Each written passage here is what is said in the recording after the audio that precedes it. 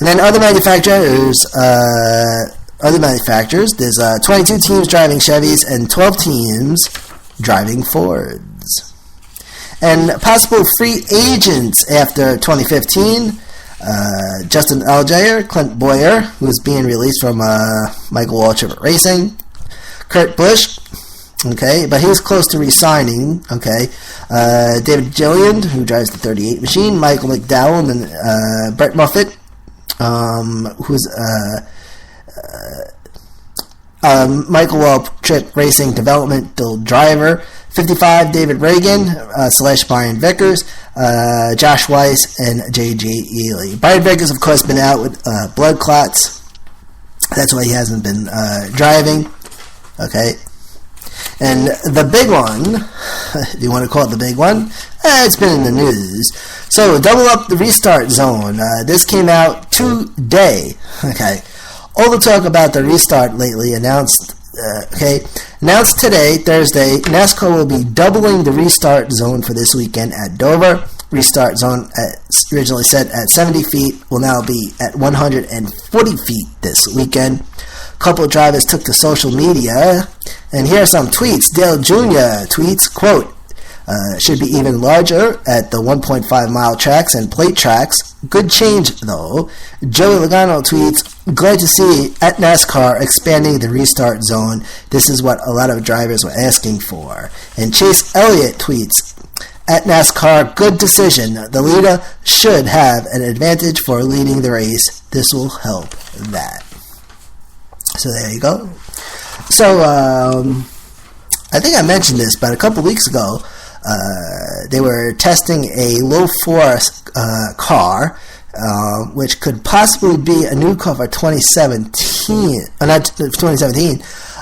So we might be on the verge of a Generation 7 car in another, I guess, a year or two from now, if you want to say that. So that was some big news as well. Although it's not official, but I see some pictures of the car. Looks good. I mean, there's no paint on it. It's all black. It has an X3 on the side. It looks all right. Looks good. So we might be seeing some new cars in a year or so. So, one more time for you, ladies and gentlemen. We're going to go over the racing schedule. Again, as we all know, this weekend is Dover, and that wraps up the Challenger round. And then the week after, not only do you have a Sunday at Dover, but then you got the following Saturday night, which is October 10th, and that's going to be on Big NBC, and that's the night race at Charlotte, which is going to be very interesting. Then Kansas, so the Challenger round, actually the next round coming up, which is actually the Contender round, will be Charlotte, Kansas, Talladega, and then the Eliminator round, Martinsville, Texas, and Phoenix, and then of course the final one, the Championship round, Homestead, Miami Speedway.